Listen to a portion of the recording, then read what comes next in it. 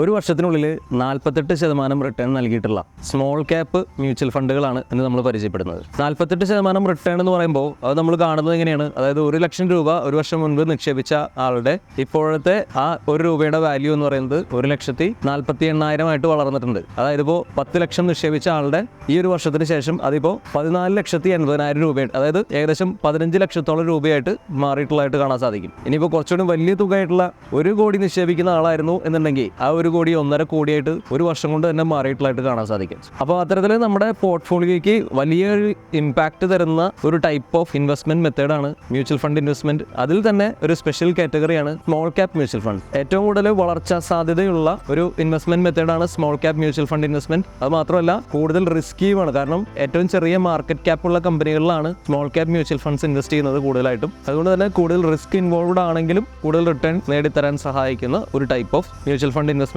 ആണ് small cap mutual fund. ഈ small cap mutual fund കാറ്റഗറിയിൽ ഇന്ന് നമ്മൾ ഡിസ്കസ് ചെയ്യാൻ പോകുന്ന 5 മ്യൂച്വൽ ഫണ്ടുകളിലും ഈ ഒരു കഴിഞ്ഞ വർഷത്തിനുള്ളിൽ ഡയറക്റ്റ് റെഗുലർ പ്ലാനുകൾക്ക് 40%-ലധികം റിട്ടേൺ നൽകിയിട്ടുണ്ട്. അതിൽ തന്നെ ഏറ്റവും നല്ല പെർഫോമൻസ് കാഴ്ചവെച്ച സ്മോൾ ക്യാപ് മ്യൂച്വൽ ഫണ്ട് ഏകദേശം 49%-നടുത്ത് റിട്ടേൺ നൽകിയിട്ടുണ്ട്. അപ്പോൾ ഇങ്ങനെ കഴിഞ്ഞ ഈ ഒരു വർഷത്തിൽ ഏറ്റവും നല്ല പെർഫോമൻസ് കാഴ്ചവെച്ച 5 സ്മോൾ ക്യാപ് മ്യൂച്വൽ ഫണ്ട്സ് ഏതൊക്കെയാണെന്ന് നോക്കാം. വീഡിയോ ആദ്യമായിട്ട് കാണുന്നവരാണെങ്കിൽ ഞാനൊരു കാര്യം ഓർമ്മിപ്പിക്കുകയാണ്, നമ്മുടെ ചാനൽ ഇതുവരെ സബ്സ്ക്രൈബ് ചെയ്തിട്ടില്ലെങ്കിൽ സബ്സ്ക്രൈബ് ചെയ്ത് വെക്കുകയാണെങ്കിൽ അടുത്ത വീഡിയോസ് നമ്മൾ അപ്ലോഡ് ചെയ്യുന്ന സമയത്ത് നിങ്ങൾക്ക് നോട്ടിഫിക്കേഷൻ ലഭിക്കും. അതോടൊപ്പം തന്നെ നിങ്ങളുടെ സപ്പോർട്ട് ലൈക്കായിട്ടും കമൻ്റായിട്ടൊക്കെ തന്നിട്ട് സഹകരിക്കാനായിട്ട് അഭ്യർത്ഥിക്കുകയാണ്. അപ്പോൾ വീഡിയോയിലേക്ക് കിടക്കാം.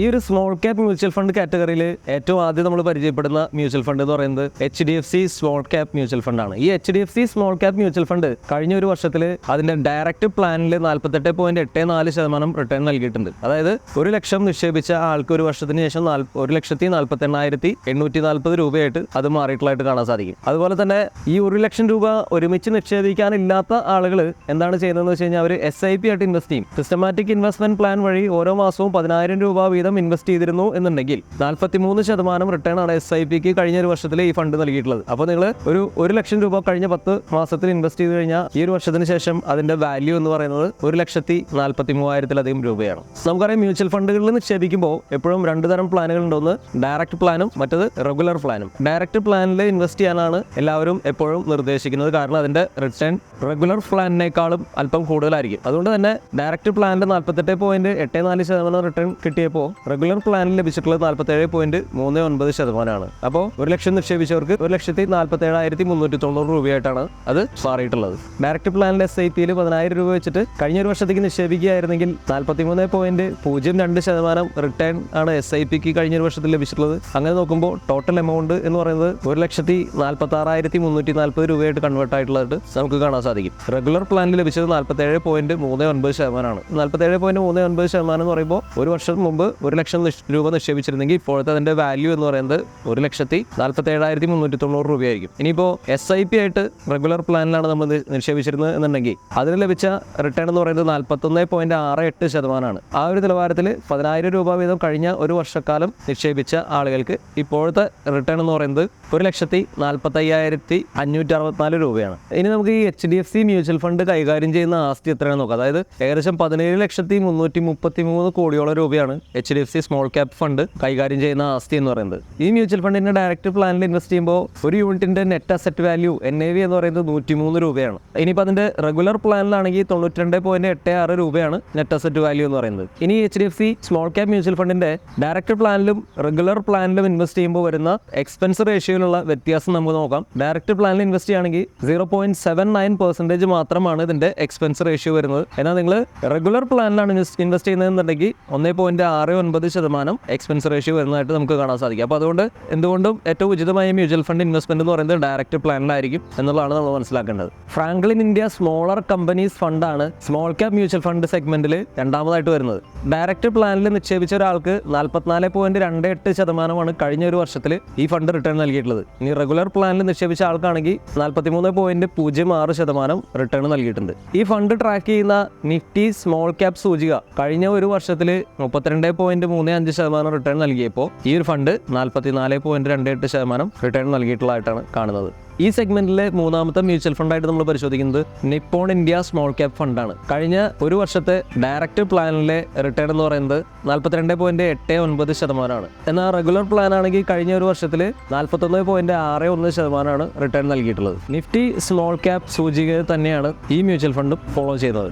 നാലാമതായിട്ട് ഈ ഒരു കാറ്റഗറിയിൽ നമ്മൾ പരിചയപ്പെടുന്ന സ്മോൾ ക്യാപ് മ്യൂച്വൽ ഫണ്ട് എന്ന് പറയുന്നത് ക്വാൺ സ്മോൾ ക്യാപ് മ്യൂച്വൽ ഫണ്ടാണ്. കഴിഞ്ഞ ഒരു വർഷത്തെ ഡയറക്റ്റ് പ്ലാനിലുള്ള ഇൻവെസ്റ്റ്മെന്റ് 44.40% റിട്ടേൺ ഇൻവെസ്റ്റേഴ്സിന് നൽകിയിട്ടുണ്ട്. ഇനി ഇതിന്റെ റെഗുലർ പ്ലാനിൽ ഇൻവെസ്റ്റ് ചെയ്ത ആളുകൾക്ക് നൽകിയിട്ടുള്ള റിട്ടേൺ എന്ന് പറയുന്നത് 42.41%. നിഫ്റ്റി സ്മോൾ ക്യാപ് സൂചികേന തന്നെയാണ് ഈ ഫണ്ടും ഫോളോ ചെയ്യുന്നത്. അഞ്ചാമതായിട്ട് ഈ ഒരു കാറ്റഗറിയിൽ കഴിഞ്ഞ വർഷത്തിൽ ഏറ്റവും കൂടുതൽ റിട്ടേൺ നൽകിയിട്ടുള്ള മ്യൂച്വൽ ഫണ്ട് സ്മോൾ ക്യാപ് കാറ്റഗറിയിൽ വരുന്നതിൽ അഞ്ചാമത്തെ ഫണ്ടായിട്ട് നമ്മൾ കാണുന്നത് Tata small cap mutual ഫണ്ടാണ്.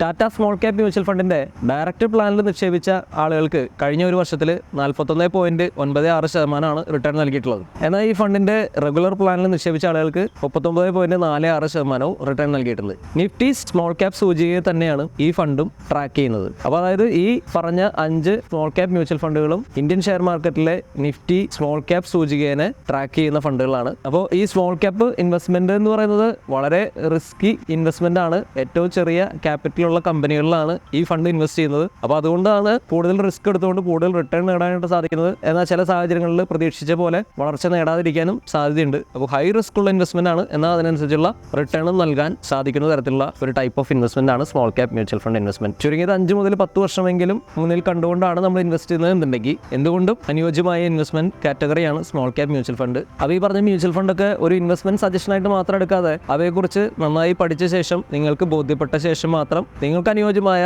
Mutual fund തിരഞ്ഞെടുത്തുകൊണ്ട് invest ചെയ്യുക. അപ്പോൾ ഇന്ന് ഡിസ്കസ് ചെയ്ത സ്മോൾ ക്യാപ് മ്യൂച്വൽ ഫണ്ടിനെ കുറിച്ചുള്ള വീഡിയോ നിങ്ങൾക്ക് ഉപകാരപ്പെടും എന്ന് ഞാൻ വിശ്വസിക്കുകയാണ്. എല്ലാ ആഴ്ചയിലും നമ്മുടെ ചാനലിൽ വരുന്ന ഉപകാരപ്രദമായിട്ടുള്ള വീഡിയോസ് കാണാനായിട്ട് ഇതുവരെ നമ്മുടെ ചാനൽ സബ്സ്ക്രൈബ് ചെയ്യാത്തവരുണ്ടെങ്കിൽ സബ്സ്ക്രൈബ് ചെയ്യാനും അതിന് തൊട്ടടുത്തുള്ള ബെല്ലൈക്കൺ എനേബിൾ ചെയ്യുകയാണെങ്കിൽ നമ്മൾ ചാനലിൽ അപ്ലോഡ് ചെയ്യുന്ന എല്ലാ വീഡിയോസും നിങ്ങൾക്ക് നോട്ടിഫിക്കേഷൻ ആയിട്ട് ലഭിക്കുകയും ചെയ്യും. അതുപോലെ തന്നെ നിങ്ങളുടെ സപ്പോർട്ട് നിങ്ങൾ ഈ വീഡിയോയ്ക്ക് കമൻ്റ് ആയിട്ടും നിങ്ങളുടെ ലൈക്കായിട്ടൊക്കെ തന്ന് സഹകരിക്കേണ്ടതാണ്. അപ്പോൾ വീണ്ടും അടുത്തൊരു വീഡിയോയിൽ കാണുന്നവരെ എല്ലാവർക്കും നന്ദി.